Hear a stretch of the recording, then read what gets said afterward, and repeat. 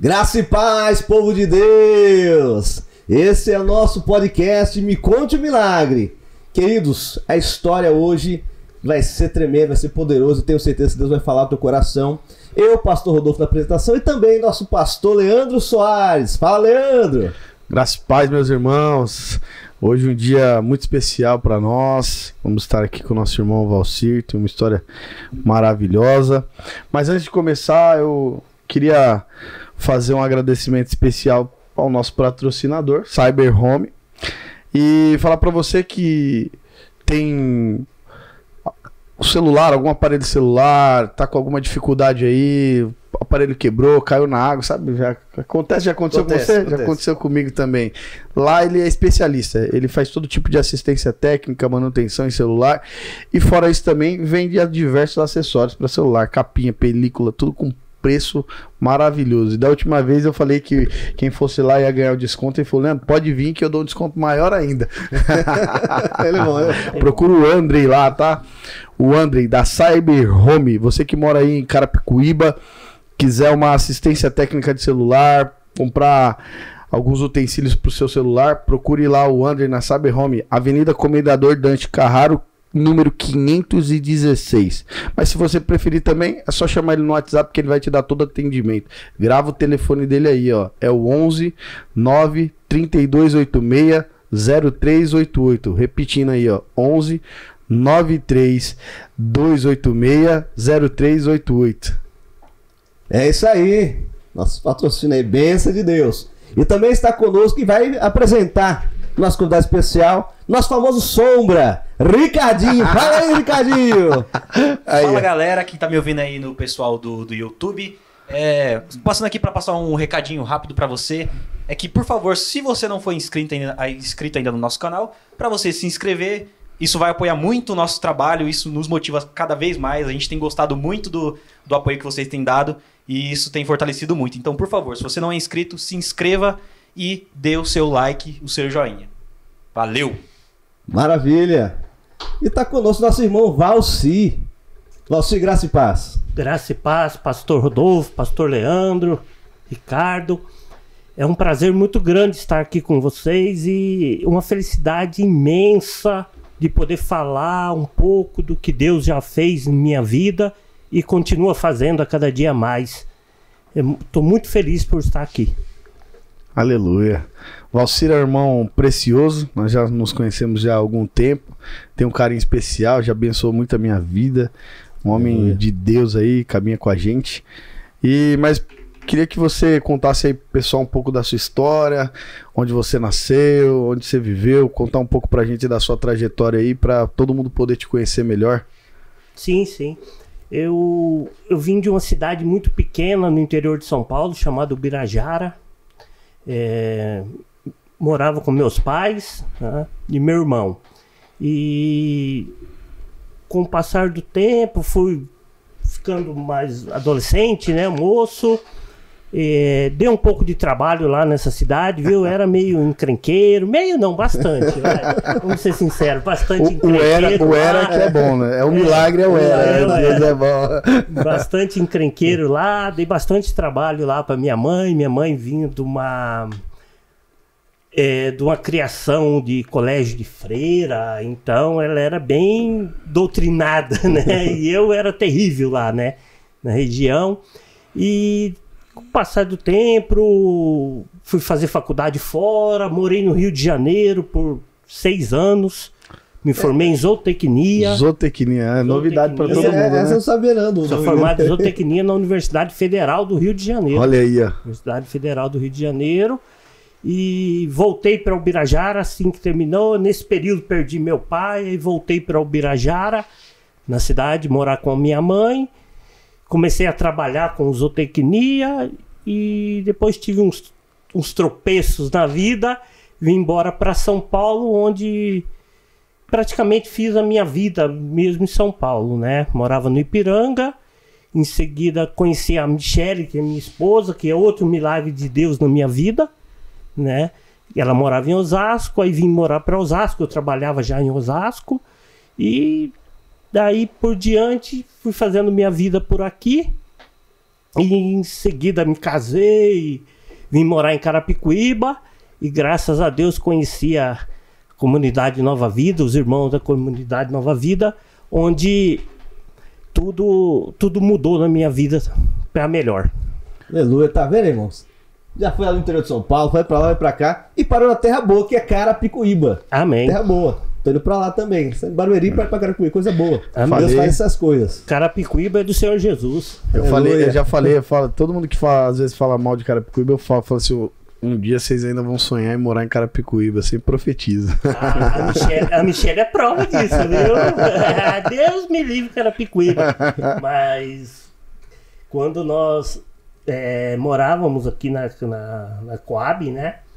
Em Carapicuíba, e nós um dia indo almoçar na minha sogra, nós vimos um panfleto do condomínio onde a gente mora hoje, né? O Reserva Nativa lá. Fomos almoçar e de repente, vamos lá ver, né? E gostamos muito do projeto, compramos e estamos felizes ali. Bênção de Deus. Nossa filha, né? Ana Beatriz, que já tem 9 anos. E como é que foi sua infância quando você estava lá? Porque geralmente quem nasce no interior assim tem outro tipo de projeto de vida, né? Até o que você estudou bem. Como é que você projetava o seu futuro, a sua vida? Quando você estava lá na infância, imaginou que você ia um dia estar numa cidade maior, né? Apesar de Carapicuíba, mas a gente tá do lado de São Paulo, então faz parte da grande São Paulo, projetado numa cidade maior, vivendo o que você vive hoje, ou você não tinha ideia do que isso ia acontecer na sua vida? Não, nem sonhava, né? Deus já tinha um projeto para mim, mas eu não. Eu era do interior, meu negócio era meio do mato, era pescar, caçar, andar a cavalo, fazer rodeio nos bezerros. Meu avô sempre teve propriedade, né, rural, então eu aprontava de tudo lá. Desde criança, só de cueca na rua, o dia todo, né? E correndo pra lá e pra cá, e depois virei cowboy. Só andava de camisa, manga comprida, chapéu, bota, cinturão, desde novinho. E só do lombo de um cavalo, a vida toda lá, né? Até uns 10 anos de idade. E jamais que eu sonhava que eu ia conhecer a cidade grande. Eu tinha medo. Me chamavam... Eu conheci uma cidade lá chamada Bauru, que me levaram um sábado lá pra passear lá. Eu tinha medo de andar na rua, tanta gente, tantas lojas, né? Então eu era bem do mato mesmo, né? E não tinha nem ideia.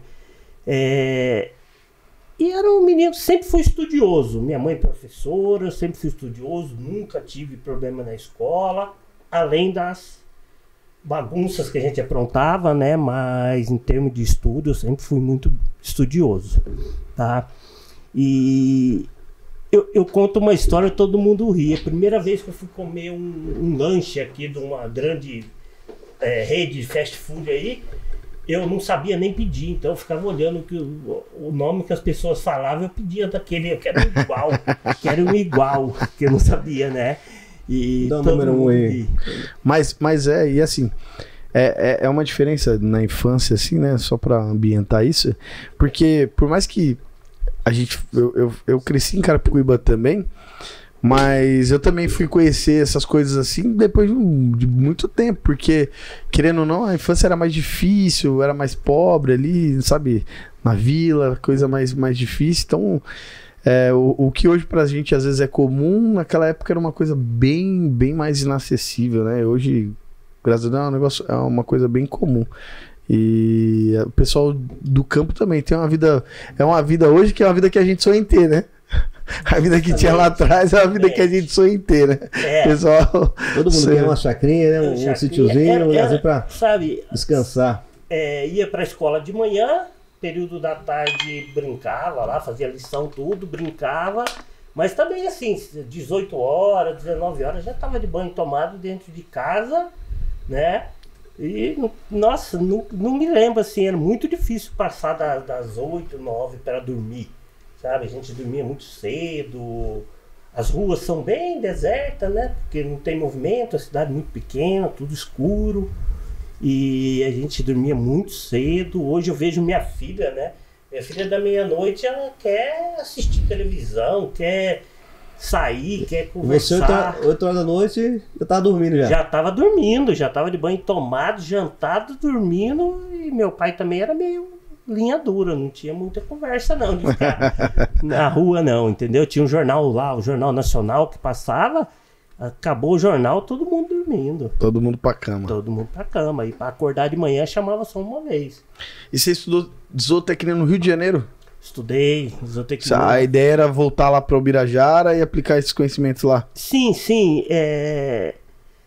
Eu tinha muitos amigos lá, embora a gente tinha propriedade rural, tinha as coisas, mas a gente era de família pobre, né? Assim, de situação difícil. E tinha uns amigos fazendeiros. E eu fui crescendo com eles também, sempre fui muito querido por eles.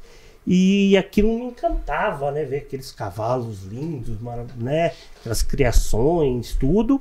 E eu resolvi me aprofundar em zootecnia e fui fazer o curso de zootecnia na Universidade do Rio de Janeiro, na Federal Rural do Rio de Janeiro, né? E voltei depois para Ubirajara, consegui um emprego numa empresa bem grande, onde eu passava fazendo palestras nas fazendas. Legal. E depois os vendedores passavam em seguida vendendo, né, o produto, que fazia palestra, fazia reuniões com vários produtores rurais, e a gente vendia desde sal mineral, vendia tudo na parte tanto de granja, suinocultura, ovino, boi, cavalo, bovinocultura, tudo. Cunicultura, a gente formulava rações, tinha muito produto, né? Isso aí.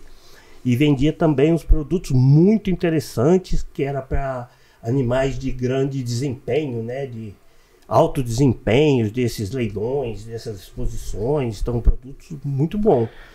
Porém, tivemos um problema lá na empresa, o proprietário resolveu fechar as portas da empresa e deixou a gente meio que uma mão na frente e outra atrás. E nisso eu tive uma dívida muito grande, porque a gente tinha uma porcentagem da empresa e ficamos com uma dívida muito grande e eu acabei vendendo tudo e vim embora para São Paulo. Cheguei em São Paulo praticamente com a mala. Lembro até hoje, eu dormia no colchonete no chão. Comprei uma cordinha, estiquei no quarto e uns cabides do 1,99 penduraram minha roupa. E o primeiro emprego que eu tive em São Paulo foi de manobrista. E daí resolvi estudar radiologia. Radiologia, área da saúde. Área da saúde. Nada a ver com a zootecnia, né? Mudou um pouquinho, né? Aí resolvi estudar radiologia, onde me identifiquei muito, né? E tô até hoje nessa área. E como foi seu primeiro relacionamento aí com Jesus? Como é que você conheceu a igreja? Como é que você conheceu Jesus? Conta um pouco pra gente aí como é que foi esse seu primeiro relacionamento. Lá você já frequentava a igreja católica, ou você também não ia, eu só ia pra acompanhar sua mãe porque ela obrigava, porque tinha muito disso, né? Eu, quando eu ia pra igreja, só ia porque era obrigado. Meu pai me obrigava a acompanhar ele. Aí eu ia pra igreja obrigado. Em casa era diferente. O meu pai nunca frequentou, a minha mãe frequentou por um bom período, depois parou totalmente a igreja católica e eu resolvi ser ajudante do padre. Coroinha, eu fui da igreja católica. Ele passou mais. Fui coroinha. Coroinha. Aí depois fui destituído do cargo porque eu tomei o vinho do padre. Pra você ver como é a vida, né? Pediram pra eu levar aquela taçona enorme de vinho da casa paroquial, que era do outro lado da rua. Eu tava subindo a escada, aquela taça muito cheia de vinho, eu falei, vai derramar, então é melhor beber. Deu uma bicadinha. Não tava com vontade de beber, não tava com vontade. Só foi pra não derramar mesmo. Não, só pra não derramar, claro que ué. Não poderia deixar, desperdiçar, né? E isso acho que não foi bem visto, não. Aí me trocaram. O padre não gostou. O cara em outro cargo, bateu o sino só. Eu tinha que ir lá bater o sino. Mas nessa época onde eu fui crismado, né? Porque na igreja católica tem o crisma, tudo. E frequentei até ia às missas aos domingos, tudo, mas não era tão praticante, sabe? Sempre respeitei muito. Era envolvido, mas não era comprometido, né? Isso, justamente. Não tinha tanto conhecimento também, ninguém me ministrava, me ensinava, né? E quando eu fui depois crescendo, fui embora para o Rio de Janeiro, aí eu me distanciei totalmente. Totalmente não me distanciei de Jesus, mas não frequentava nenhum ministério, não fazia nada.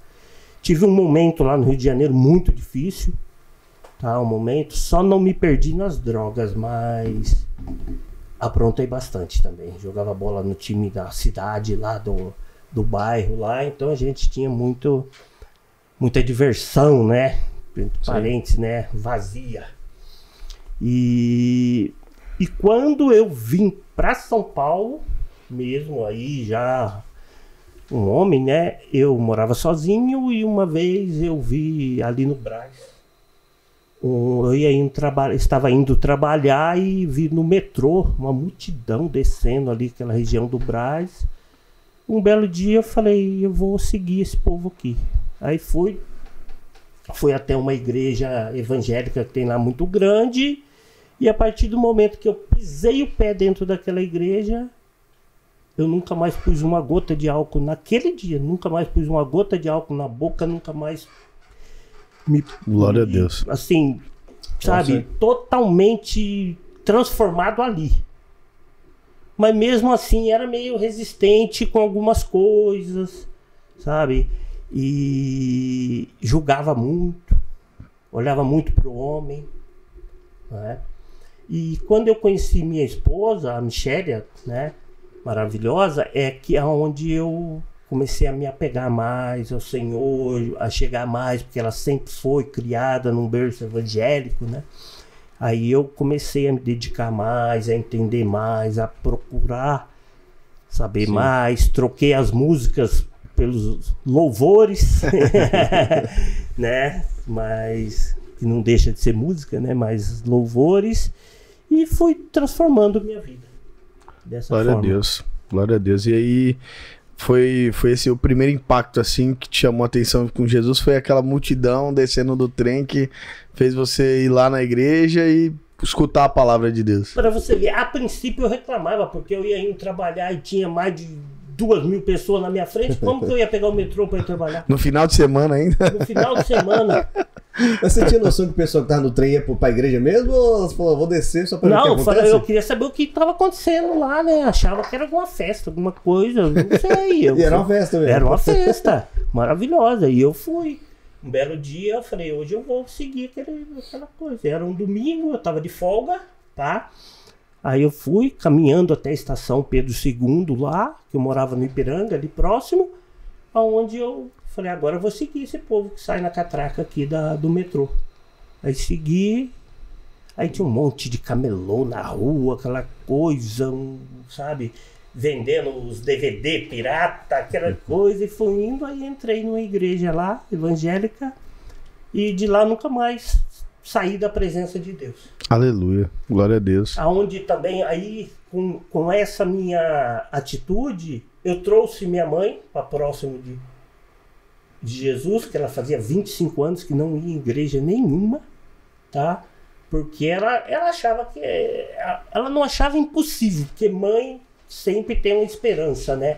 Mas ela falava, esse aí, pelas críticas que ele faz, pelo tanto que ele fala mal, esse nunca vai procurar os caminhos, né, do Senhor. E ela ficou também naquela situação. Aí ela vinha para passear na minha casa, nós fomos na igreja, onde ela depois futuramente se batizou, tudo, e Que benção. Que Então benção. tá mais fácil Deus trabalhar na vida dela que em você. E Deus pegou você primeiro. pegou eu primeiro, rapaz, já Pra passou. mostrar pra ela. Pra Deus é mostrar Deus. pra ela que ele é Deus, né? Ele faz o que ele quer. E é onde ele quer, né? Porque a minha mãe, ela tinha como diz, a Bíblia aberta lá em cima lá da cômoda lá dela, lá no Salmo, acho que 91 lá, que tava até amarelo já e acho que nunca tinha lido. Mas tava lá, tinha aquela esperança do filho dela, né? O meu irmão já era mais calmo, o meu irmão já era mais tranquilo, já, sabe, mais ponderado. Agora eu era terrível. Aí ela falava, esse aí... O meu pai nunca ela conseguiu levar, né, para a igreja ou para lado nenhum assim dessa parte. E então ela falou, esse é um... E todo mundo falava, né, não dava nada por mim, não. Esse aí não é um caso perdido, isso aí é...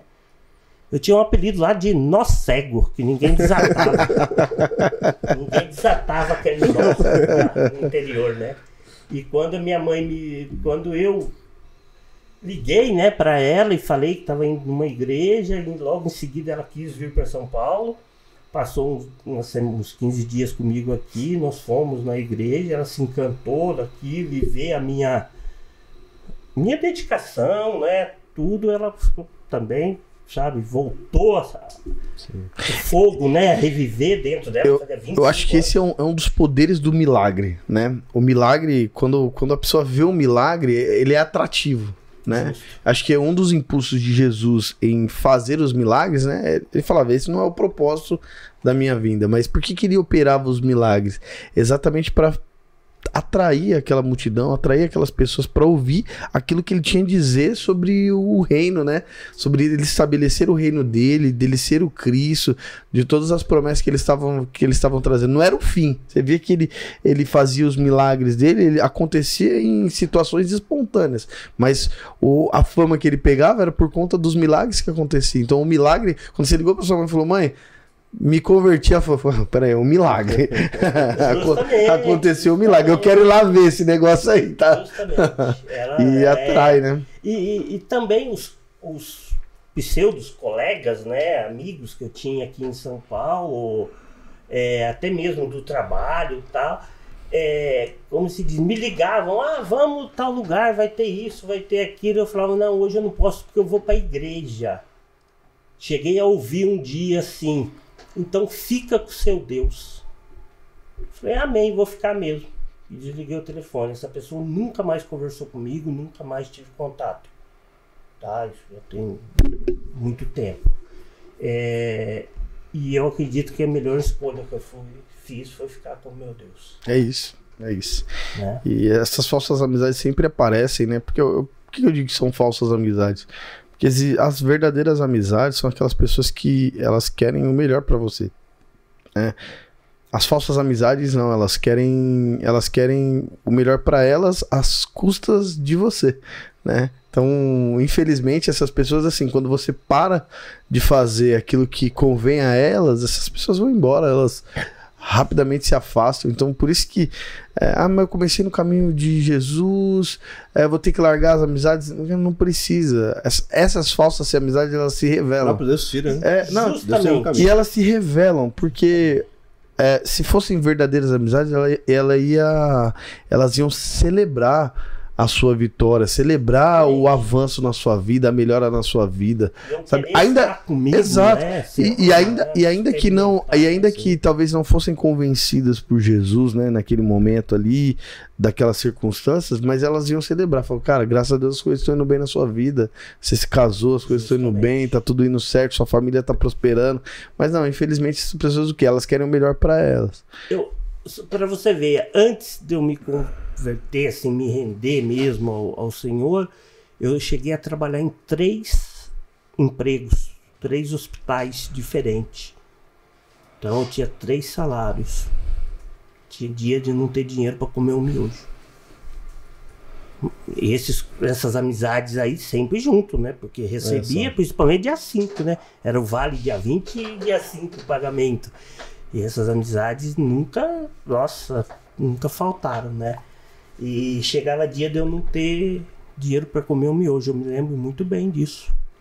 E depois que eu mudei a vida, né? Fui para a igreja, comecei a entender, comprei a minha primeira Bíblia, sabe? Comecei a estudar alguma coisa e nunca mais me faltou nada. Trabalhando menos. trabalhando menos. Aí fui trabalhar em um emprego só, tá? Em um emprego só. E nunca mais me faltou nada. Pagava meu aluguel, tudo. Não passava necessidade de nada. E nada. E em seguida me casei depois, consegui comprar um apartamento, um carro, sabe? Andava com roupas boas, assim, bem vestido. Sempre fui muito de ajudar. Eu nunca me neguei a ajudar. Sempre fui de dar uma caixa de leite, uma cesta básica, uma coisa aqui, outra ali, sabe? Dinheiro mesmo, sempre fui de ajudar. O Leandro me falou uma coisa uma vez, o pastor Leandro, que acabou de confirmar o que eu pensava sobre ajudar as pessoas. Se você dá o dinheiro, você não tem que saber para que a pessoa vai usar. Você deu, acabou. Se você me dá um relógio de presente, se eu quiser presentear outra pessoa com o relógio é meu, você me deu. Seu, Você não tem mais poder para dominar o que eu vou fazer com aquilo. E eu sempre pensei assim. E o pastor Leandro, uma vez, ele falou isso pra gente na igreja, em uma das suas ministrações, e eu falei, isso confirma o que eu sempre pensei. É isso. Porque é o nosso coração, né? É o nosso coração que movimenta tudo isso. Mas também eu queria já agora entrar dentro do assunto, porque uma das coisas que marcou bastante até a sua trajetória, acredito que a sua vida como um todo, foi a experiência que você viveu na pandemia, né? A gente entrou dentro daquele período de turbulência aí, o mundo inteiro. Muito pouca informação a gente tinha, né? Pouquíssima informação, né? A gente tinha sobre aquilo, assustou todo mundo. E você teve uma experiência aí sobrenatural. Eu queria que você contasse um pouco mais, com um pouco mais de ênfase, esse episódio aí pra gente. Eu sempre falei assim, minha vida é um milagre desde, né, de novo, né? Porque eu passei por cada coisa já aqui. E não existe milagre maior ou menor que o outro. Eu acredito que cada um é pro seu momento.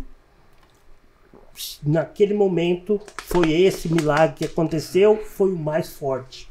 Mas na pandemia, né, eu trabalho com radiologia e não sei se você lembra, eu postei uma foto uma vez todo de capuz. Lembro como se fosse hoje. Máscara, de óculos, de touca, todo. Por quê? Um vírus, né, novo, que ninguém conhecia, ninguém sabia. A gente conversava com os médicos, eles olhavam assustados pra gente, porque eles não sabiam nem como partir para o tratamento. Então a gente tentava se blindar o máximo possível ali. E foi um horror mesmo, né, que todo mundo presenciou e sentiu. Mas no meu caso, logo em seguida, eu subi de cargo. Então eu passei a não usar tanto aquela roupa e fazer uma parte mais administrativa.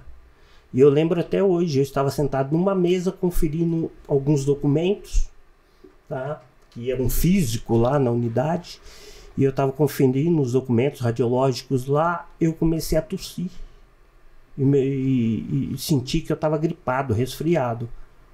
Dali para frente só foi piorando. Subi até o pronto-socorro, da onde eu estava, passei no médico, ele já me afastou, pediu o exame.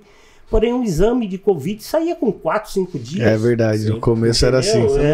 Hoje não, hoje o teste rápido sai na hora, mas saía com 4, 5 dias. Então ele tinha que nos afastar, passar um remédio, uma azitromicina, né? E me deu o atestado e fui para casa. Chegando em casa, eu já estava com febre. A Michele, minha esposa, estava em casa. Ela me deu mais um remédio para dor, que eu estava com muita dor de cabeça. Deitei e fiquei ali, sinceramente mal, gemendo, com muita dor. A gente não tinha o que fazer. A Michele media febre, dava um remédio e nada de melhorar. E tossindo. E tem que esperar o resultado do exame. Muitas das vezes só vai para o hospital se tiver mesmo ruim, não era para ir. Essa foi a orientação, né? Até do governo na época, a partir do... Né? E eu me lembro que isso eu passei a noite inteira desse jeito. A minha mãe já morava comigo, uma idosa. Aí tinha minha filha pequena, né? Então fiquei isolado mais no quarto e de madrugada eu já não estava aguentando mais, começou a me dar falta de ar, a Michele me pôs no carro e levou para o hospital. Isso no mesmo dia? No mesmo dia. No mesmo dia. Me levou para o hospital, chegando no hospital mediu a saturação, estava muito baixa, e já me levaram para a sala de emergência e já pediram leito de UTI e no mesmo, assim, no dia seguinte eu já estava numa UTI isolado, sem contato com ninguém mais, da família, ninguém, só os médicos e os funcionários ali. E só fui piorando, uma dor que... Você lembra a data? Quando você entrou no hospital? Eu lembro que você ficou no total 45 dias, né? 26 dias na UTI, depois mais uns dias no quarto, né? Mas foi em 21, né? Foi 20 para 21, novembro. Novembro, né? Foi no comecinho de novembro, dia 6 de novembro. E eu lembro que eu saí, já era próximo do Natal. Isso, foi verdade. Tá? E minha esposa muito nervosa também com isso, fez o teste do Covid, levou minha mãe para fazer, que era uma idosa. Graças a Deus, Deus protegeu minha mãe, minha filha. A Michele teve, mas foi bem fraco. E eu falo, a Michele não teve nem tempo de se cuidar do Covid, porque a situação que eu fiquei na UTI, sabe, já estava difícil mesmo. E ela ia todo dia no horário da visita e não podia me ver, só conversava com os médicos. O médico, eles falavam para ela, mesmo jeito, piorou um pouquinho, mas nunca falava melhorou. Né? Eu lembro. Assim, foram 26 dias na UTI e ela pedindo na igreja oração e tendo na igreja e levantando clamor na igreja.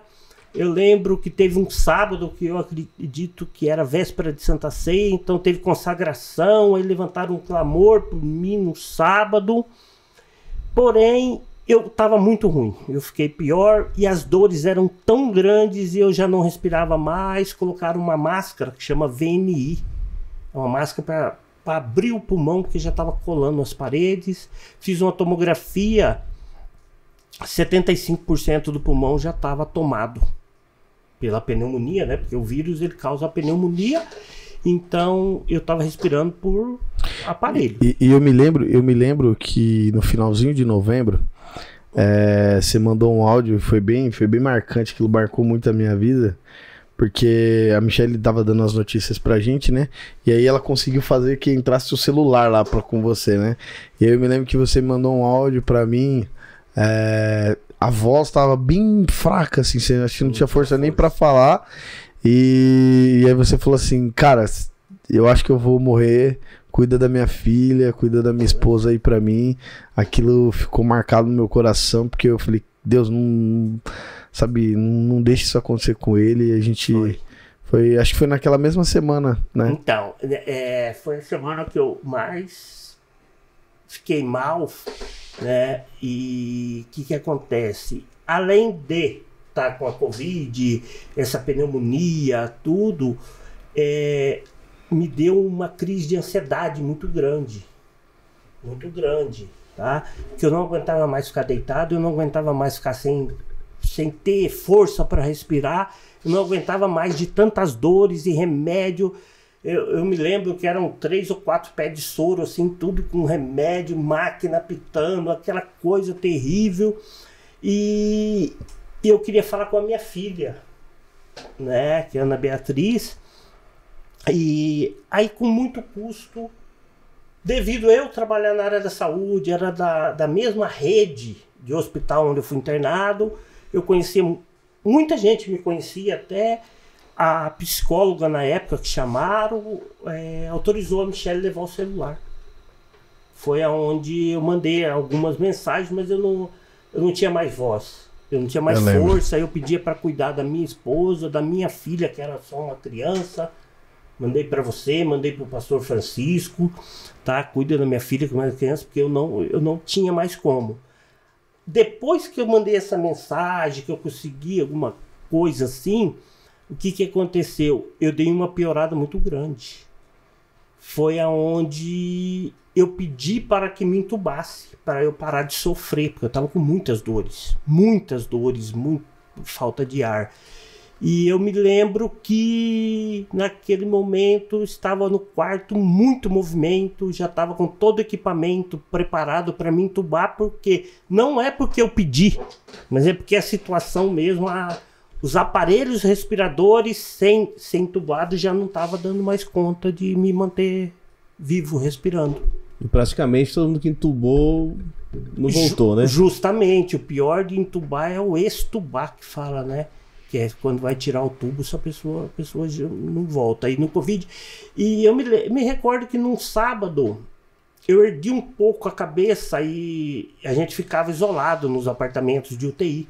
E tinha uma cortina e tinha uma fresta na cortina. E um sábado eu vi passar 4 macas cobertas com lençol branco. E quando a enfermeira entrou no quarto, eu perguntei e ela me falou. Ela falou, foi um casal de idoso e mais 2 jovens que faleceram de Covid agora. E eu via passar. Aí eu já não tinha mais esperança. E naquele momento muito ruim, eu vi passar uma máquina do meu lado. Eu lembro que era para entubar.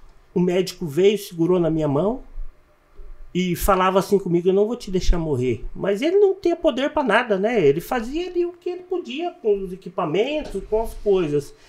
E o quarto estava muito movimentado, muito, é o que eu lembro, muito movimentado. E isso durou 2 horas ali, entuba agora, não entuba, busca no... E você já não tinha nem o sentido direito, assim, eu já né? não tinha, eu só sentia aquele vulto, né, aquela coisa, e parecia que tinha anjos, outra hora parecia que era pessoas, sabe? Parecia que tinha coisas voando, aquelas máquinas, bastante equipamento mesmo, e eu me debatendo, comecei a me debater na cama, me debatia porque eu queria respirar, e eles colocavam a máscara, tirava, vai entubar, só que eles sabiam que se tivesse me entubado eu poderia ter morrido naquele momento ali. Então eles estavam relutando para não entubar, porque uma das coisas mais terríveis que tem é entubar, a intubação. Tá? Você para de totalmente, você fica só através de aparelhos e medicações fortíssimas. E naquela situação, vai, não vai, vai entubar, e eu só via vultos, de repente me chamou a atenção, assim, a porta da UTI do leito. A porta, assim. E eu tava morrendo, tá? Eu tava morrendo porque se tivesse me entubado também, ali eu tava no último mesmo, e me chamou a atenção aquilo lá. Eu parei e fiquei olhando a porta e veio uma voz muito forte, com toda a autoridade. Quem manda aqui sou eu. Eu mando aqui, falou 3 vezes. Quem manda aqui sou eu. Aqui acontece o que eu quero. E aquilo me chamou a atenção, eu comecei ali... E eu falava obrigado e comecei a chorar naquele momento. E obrigado, aí ninguém entendia mais nada, as enfermeiras já começaram a não entender mais nada. E eu me lembro que me falaram que eu estava delirando. Né? Delirando. E naquele momento a minha saturação começou a voltar. Aí eu já consegui ouvir o médico falar. Espera um pouco, porque já estava preparado até o laringo para pôr na minha garganta, onde enfia cano lá para entubar. O médico, espera um pouco que está voltando a saturação. Eu me lembro disso, ele falando. Aí eu chorando, me debatendo com aquele monte de máscara, aquele monte de coisa, e aí eu só falava obrigado, meu Deus, obrigado, meu Deus, obrigado, meu Deus, obrigado, meu Deus. Ninguém entendia mais nada. Aí já veio mais gente, foi vendo. Eu só fui melhorando. Eu lembro que 2 horas depois disso, minha saturação já estava 90, que praticamente é normal.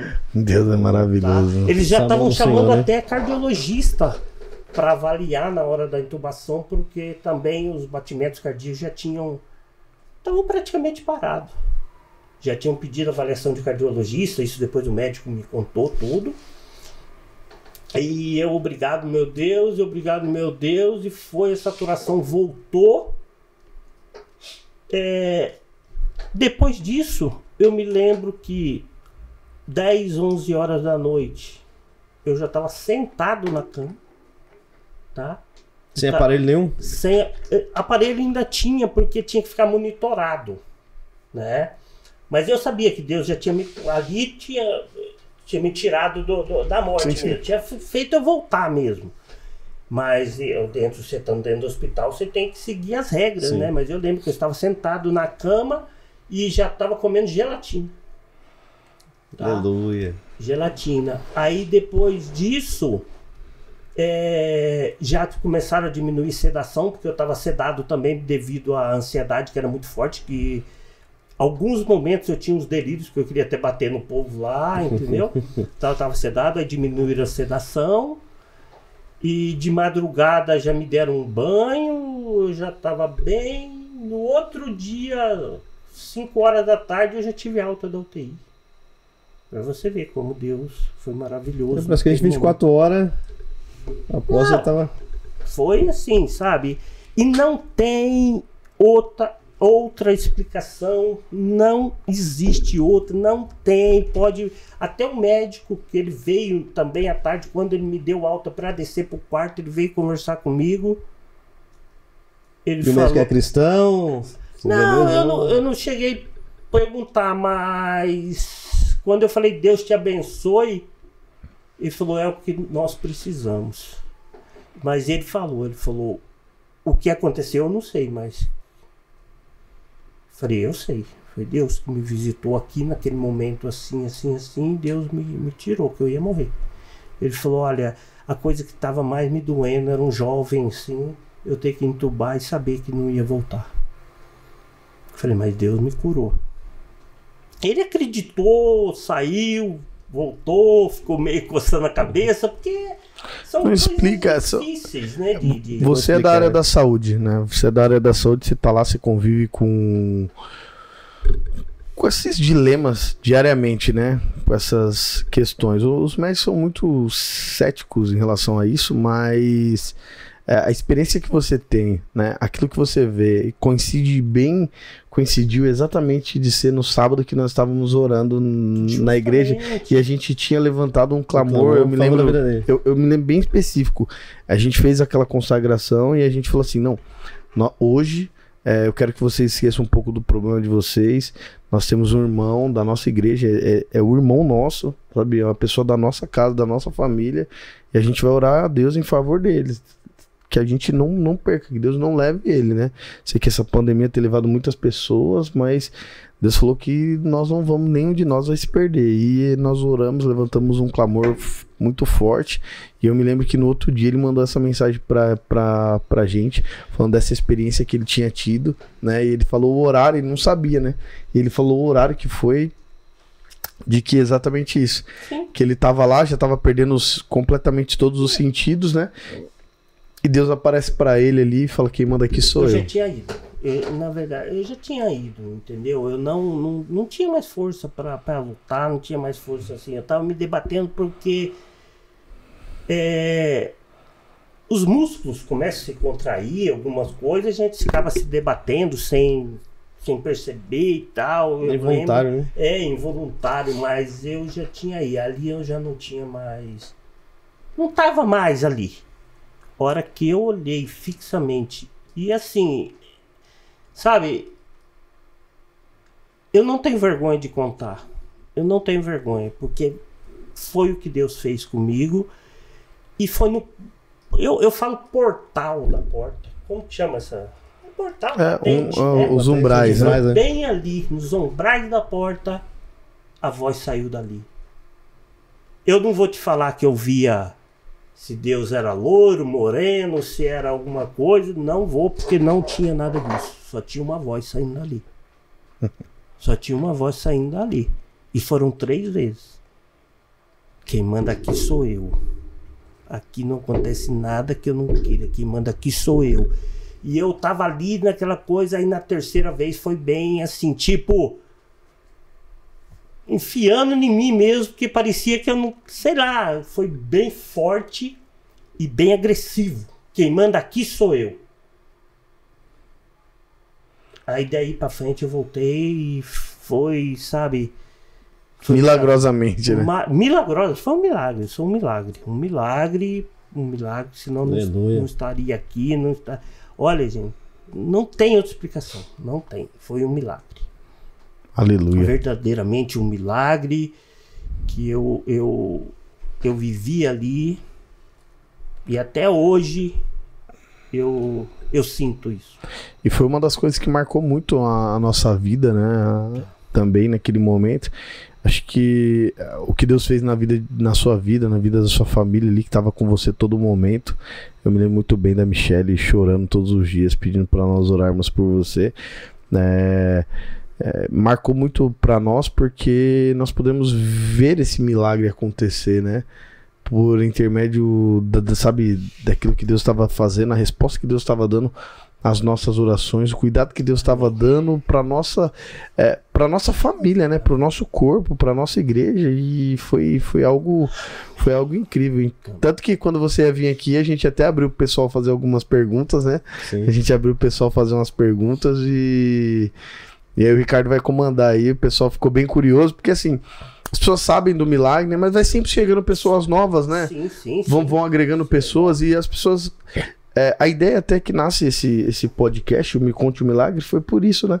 Para que a gente explicou lá. Se você que não escutou, volta no primeiro episódio, escuta aí. Porque para que as pessoas conheçam mais os milagres que tem ao nosso redor. As pessoas que nos cercam, nós estamos cercados de milagres. Às vezes eu vejo pessoas falando que são sensacionistas, que Deus não opera mais milagre. Eu falo, como é que você explica, né? Isso? Eu olho pra minha volta, eu só vejo milagres. Só milagre, não tem como. E outra, quando eu saí do hospital, eu saí com 400 folhas de o prontuário médico e só de encaminhamento para buscar cardiologista, pneumologista, alergologista, tudo. Acho que foram 8 ou 9 encaminhamentos, porque... foi dito que eu ia ter muitas sequelas, até para vascular, porque dá coágulos, né? O Covid, morreu muita gente que teve coágulos, né? E sim, eu procurei os profissionais para fazer os exames, porém nenhum dos exames deu alterado em nada. Eu não tive sequela nenhuma. Covid passou, teve aquele momento... Deus me curou, me trouxe do leito de morte mesmo. Aleluia. E me pôs são e salvo. Glória a Deus. É interessante dizer que você vê alguns testemunhos e fala, rapaz, e não tem endereço, ninguém fala que não, nós temos endereço, né? Quer comprovar, vai na nossa igreja, vai estar ali o Valci, testemunho vivo. Né? Tem toda a documentação ali dos médicos falando o que aconteceu, o tempo que entrou no hospital, o tempo que saiu. Tem tudo, irmãos. Então aqui nós conhecemos de fato a pessoa, vivemos, né, próximo, oramos junto ali, choramos junto e vemos o milagre acontecer. Amém. E Deus faz isso. Hoje nós temos mensagens dos celulares, trocava com o pessoal da igreja, lá, né? Tudo gravado. Acho que eu tenho essas mensagens até hoje, porque eu tinha um backup, eu não tava com esse celular, mas eu tinha um backup, eu acho que eu tenho essas mensagens até hoje. Deus é maravilhoso. Amém. Nossa. Vamos aproveitar o Ricardinho aqui? Vamos ver a pergunta do povo aí. Fala, Ricardinho. Valcir, a Kate Soares perguntou assim pra você.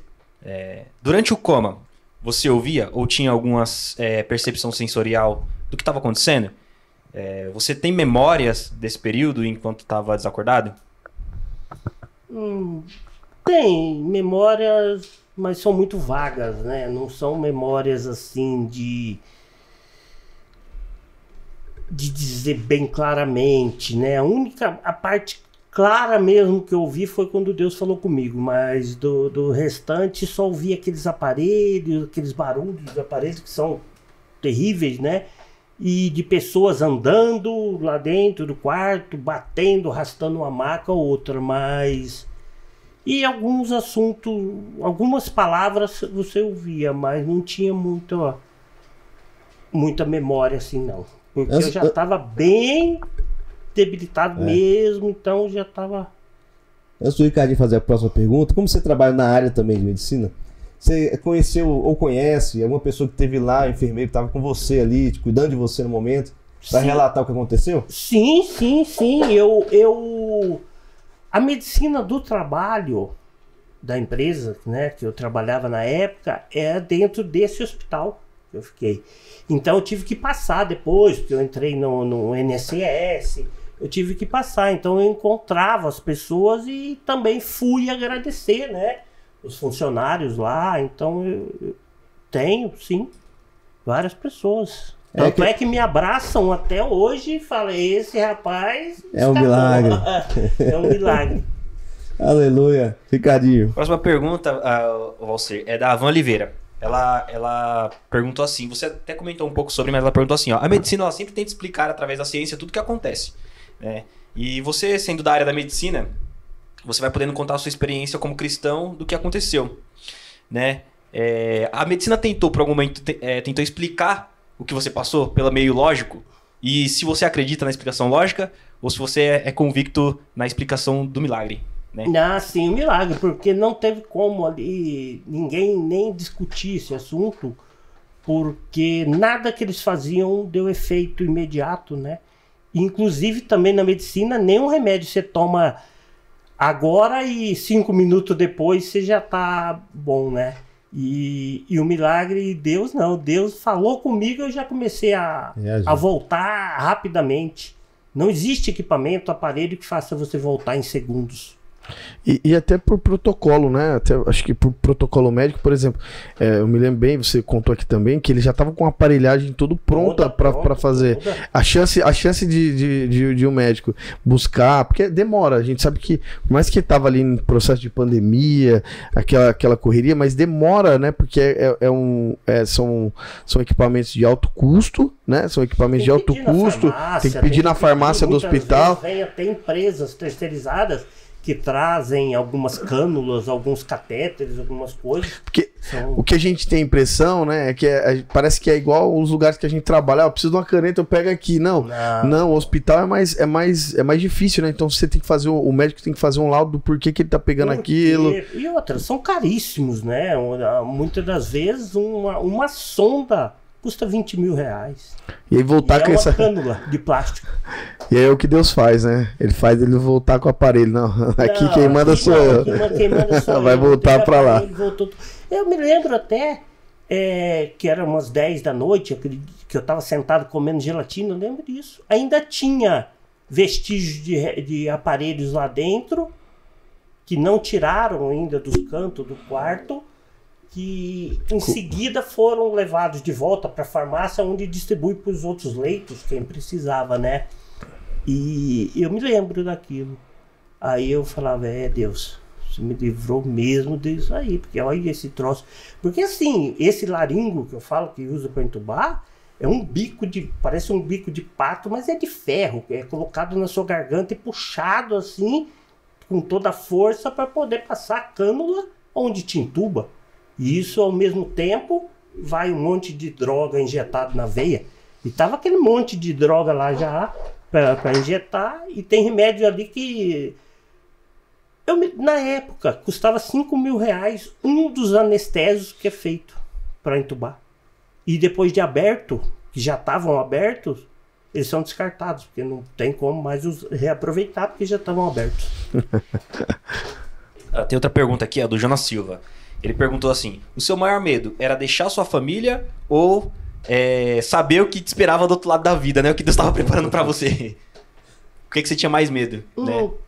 Enquanto você tava consciente. Olha, eu sou muito sincero, eu não tenho medo de falar as coisas. O que aconteceu? A partir do momento que eu caí dentro daquela UTI, eu não tive força mais para orar. E eu acho que Deus deixou eu passar por todo aquele momento difícil lá dentro para me curar depois de já estava com 20 dias lá, por causa disso, porque eu não tive força para falar com Deus. E como eu não tinha contato com a Michelle, não tinha contato com ninguém aqui fora, eu não sabia que estavam fazendo por mim aqui fora. Senão eu teria também Fortalecido. potencializado esse poder de Deus lá dentro. E teria sido muito mais rápido, eu teria sofrido menos. Mas não. Eu abri mão, eu fiquei inerte, eu fiquei assim.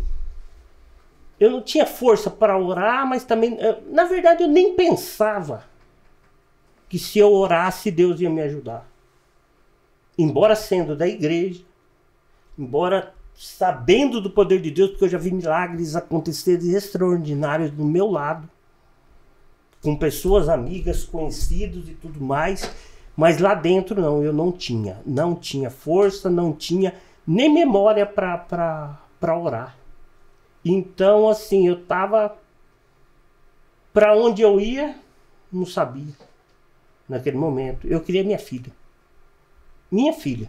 Não era a Michelle que me perdoe, mas assim, amo a minha esposa, tudo, sabe? Mas eu queria minha filha. Só. Eu pensava só na minha filha, naquele momento. E passei por todos esses dias sem pedir a Deus nada. Foi engraçado isso. Uma vez eu conversei com o pastor Leandro, eu falei isso pra ele. Leandro, eu não tive força para orar, eu não pedi nada a Deus, eu não fiz nada. Eu só gemia e sentia dores e já estava entregue, já sabia que ia morrer. Daquilo lá eu não voltava. Mas são para isso servem os intercessores, né? Enquanto a ele igreja estava ali. Ó. Olha, enquanto ele estava lá, a igreja estava, sabe, prostrada, orando. Quando você não tinha força, tiveram pessoas que oravam por você, né? Justamente então, por isso. Tem pessoas que acham que podem viver sozinhas, né? Ah, não, eu não preciso. É que hoje tem muito isso, né? A tecnologia gerou essa sensação nas pessoas de que agora eu posso perguntar tudo pro Google, pra inteligência artificial, e ela vai me responder tudo. Então eu não preciso do meu irmão, eu não preciso de outra pessoa. E são nos momentos de crise que nós vamos sempre enxergar o que é a força de um irmão, o que é a força, sabe, de um corpo que ela pode fazer, né? E essa é a importância também, porque assim, é muito fácil você falar assim, eu não vou na igreja, eu não vou em lugar nenhum, mas eu tenho Deus. Mas será que Deus te tem? Forte isso mesmo. Será que Deus te tem? Você vê que na pandemia tem muito isso, né? Será que Deus tem seu coração? Culto online, o pessoal começou a se acostumar com isso, voltou depois a abrir a igreja, e tem gente que ainda tá no culto online. Tá esperando lá. Aí eu vou ficar aqui, eu tô ouvindo a palavra de Deus, tá tudo certo. E aí nós vemos a importância do corpo de Cristo. Do corpo de Cristo. Tá juntos aí. Não só envolvido, né? Mas tá dentro, está participando, né? Eu costumo, às vezes, um abraço que algum de vocês me dão dentro da igreja, eu sinto que é um abraço é Deus usando os seus braços para me abraçar. É forte. Muitas das vezes. Às vezes as pessoas não entendem. Eu saio lá de trás, vou lá na frente e abraço uma pessoa do nada. E é Deus que está me abraçando naquele momento ali. Só está te usando. Verdade. Vamos pro finalzinho aqui, que eu faço um resumão aqui. Né? Tem mais uma pergunta. Tem mais uma pergunta. Tem mais uma pergunta aqui, do Alex Pereira. Mas é pra acabar mesmo. Ele pergunta assim: como que essa experiência afetou o seu relacionamento com Deus? Né? E a gente acaba com as perguntas aqui. Isso, então não bora falar mesmo, já faz que era o que eu ia perguntar. Olha, assim, eu falo por mim, muitas das vezes eu murmurava, eu reclamava, eu enfraquecia, tá? Sem ter motivos, tá? Mas do ser humano, do homem, Valcir, tá? E essa experiência vem na minha cabeça. Aí eu tenho que chacoalhar, né, a poeira e falar, Deus é comigo. Glória a Deus. Ele já provou. O que mais que eu quero? O que mais que eu quero? E muitas das vezes eu fui ingrato, né? Até hoje, às vezes sou. O ser humano é assim, né? Tenho preguiça. Porque assim, é muito fácil você achar muita desculpa, né? Você chega na igreja, a água tá muito gelada, você já reclama. Você já fala, não vou mais lá não, porque eu tenho sede, eu bebo bastante água, uma água lá é de doer, tá muito gelada. E por que eu não levo uma água mais quente para eu não tomar lá e fico lá? Mas não, é mais fácil reclamar, desistir, culpar, achar culpado. E aí isso aí vem muito na minha cabeça. E falo para vocês, eu não esqueço. Eu não falo semana, mas todo mês eu me lembro do que eu passei naquela UTI e lembro o que Deus fez comigo. Amém. Aleluia. Um dia eu falei assim, nossa, mas estou com uma dor na coluna que não estou conseguindo andar. A Ana Beatriz virou para mim do nada e falou assim, mas essa dor é igual àquela que você teve na UTI? A minha filha. Olha Eu falei, só. não, filha, vamos. Não tá dando mais, não. E fomos embora e fomos no Mac, que agora tem a perdição, o Mac de frente de casa. Na frente da casa. Então, assim, Abençoado. assim eu tenho todos os motivos do mundo para não desistir, porque Deus não desistiu de mim. Aleluia. Ele me curou, ele me trouxe para a vida de novo e acredito que tem algum propósito na minha vida. E eu posso até falar que eu sou prova viva de um dos propósitos, né, dele, que é em servir as pessoas. Eu tenho muita gratidão em falar sempre do Valcir, porque num dos momentos mais difíceis da minha vida, né, e depois eu deixo pra contar esse milagre mais pra frente, mas um dos momentos mais difíceis da minha vida, tava passando por uma dificuldade financeira muito grande, né, mas era uma prova de Deus mesmo ali, um período crítico. E eu me lembro que Deus usou a vida dele, da família dele, para me abençoar de uma forma única, assim, sabe? E através da vida dele, através da sua vida, da vida da sua família, eu consegui enxergar a provisão de Deus, né? Então, Deus me despertou por uma coisa, porque eu já era da igreja há muito tempo, mas eu nunca consegui olhar para Deus como um provedor. E esse despertar na minha vida veio por intermédio de você, da sua família. Eu me lembro que um dia eu cheguei dentro da igreja. Ele não sabia da situação que eu tava passando, né? Por isso que são milagres, porque eu sempre fui... Eu tinha uma arrogância, eu vou até dizer isso, eu acho que naquele período era isso que Deus queria quebrar, porque eu tinha essa concepção que eu não podia depender de alguém, eu não podia precisar de alguém, né? Pedir, né? Pedir algo. Não, eu receber ajuda de uma pessoa, eu tinha muita dificuldade. Se você chegasse pra mim e falasse assim, pastor, tem um tênis lá, cara, você não quer pra você? Eu falo, não preciso não. Por mais que servisse em mim, fosse bonito, e tivesse descalço. Eu tinha, isso era um defeito, né? Acho que até um pecado muito grande que Deus precisava corrigir na minha vida. E eu me lembro que eu cheguei dentro da igreja um dia, ele pegou, colocou o negócio no meu bolso assim, né? Ele falou assim, ó, Deus mandou te entregar. E eu falei, não, Deus mandou te entregar. Só que ele não sabia, mas antes de eu sair de casa, a gente precisava pagar uma conta, que a gente precisava comprar um negócio que custava R$200. Vou até falar, porque ele tá aqui. Custava R$200. E ela chegou e falou, o que a gente vai fazer? Eu falei, eu não sei, pede pra Deus. E ela pede pra Deus, só Deus pode fazer isso, né? E aí quando eu tirei o dinheiro do bolso, tinha R$200 no meu bolso. Aleluia. Aí eu fui lá no fundo da igreja, aquele mesma hora, fui lá no fundo da igreja, peguei aquele dinheiro, dei na mão dela e falei assim, você pediu pra Deus? Eu pedi, eu falei aqui, ele te entregou. E, sabe, dentro de tudo isso, teve outras provisões de Deus, assim, que foram maravilhosas, né? Um sapatinho, a esposa dele comprou um sapatinho pra filha dele, não comprou pra filha dele, comprou pra minha sem saber. Comprou pra filha dele, não serviu, ela não conseguiu ir trocar, não servia nela. E minha filha tava precisando de um sapato. E um dia a gente tava num culto na igreja de um pastor amigo nosso, e ela viu uma menininha correndo e era um tênisinho que acendia a luzinha, né? Ela falou, amor, é esse tênis que eu queria comprar pra Mel. Kate, a gente não tem dinheiro. Pede pra Deus. Eu sempre falo isso pra ela até hoje, né? Quando a gente não tem, eu falo, vamos pedir pra Deus, né? E Deus vai suprir. E isso foi numa quarta-feira, que eu lembro que era um treinamento que ele tinha com líderes. Quando chegou no domingo, a Michelle chegou na igreja. Ela falou assim, Kate, eu comprei um sapato, não sei nem se vocês aceitam, né? Mas eu comprei um sapato pra Bia e não serviu nela, eu não consegui trocar. E tá na caixa, tá novinha, ela nunca usou. Na hora que a Kate abriu, era o mesmo. Era o mesmo, no número da Melissa. Então são os milagres de Deus. Uma das coisas que Deus usou a sua vida, né? Eu acho que são os propósitos que Deus tem para sua vida, né? Até as coisas que aconteceram depois disso, muitas coisas. Não vou contar de tudo aqui, porque senão a gente vai ficar até amanhã. Mas foi que Deus fez através da vida de você, da sua família, eu enxergar um Deus provedor para minha casa. Deus sempre me mostrou muito. Assim, ela não me mostrava a situação, porque a gente nunca sabe. Você pode estar desempregado, mas você não sabe a real verdade que você está passando dentro de casa. Você não sabe. Mas Deus sempre me mostrou pessoas assim. Vai e faz.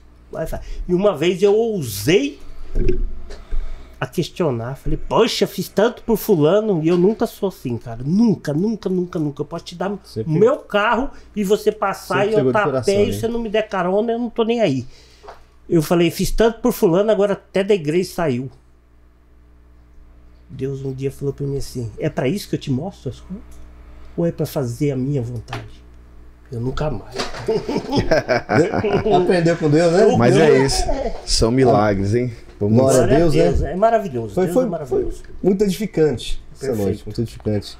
Né, tem situações que eu não conhecia aqui, né? Fiquei sabendo. São aqui, incríveis. Deus falou muito ao meu coração, tenho certeza que vai falar muito ao coração daqueles que vão nos assistir. E vamos finalizar agora. Mas vamos. Se precisar, pode me procurar que eu... O milagre é real, verdadeiro, você comprova. O meu milagre é verdadeiro. Aleluia. Glória a Deus. Eu tava olhando aqui. Tá feinho, bichinho. Você acha que tem conserto lá no Cyber Home? Com certeza. Ele é profissional. O que tiver aí, pode ter certeza que ele arruma. Eu vou passar lá amanhã. Se ele não arrumar, ele vende um novo pra você. Tô precisando. André, vou passar aí. Então não vou não, porque eu sou um perigo. Tem aquele celular, como é que é? Smartwatch? Watch. Eu tô aprendendo inglês, tô aprendendo. Vou chegar lá nesse nível. Aí, Deus abençoe a nós. Aí, patrocina a gente. Amém, povo de Deus. Amém. Então esse foi mais um podcast, Me Conte um Milagre, onde Deus fez maravilhas aqui e vai edificar vidas aqui, vai tocar muitos corações, tenho certeza disso. Amém. Uma benção. Deus abençoe o Valci, pastor Leandro. Deus Grande abençoe. abraço pra todos. Povo de Deus. Eu que agradeço. Deus abençoe. Fique debaixo do milagre.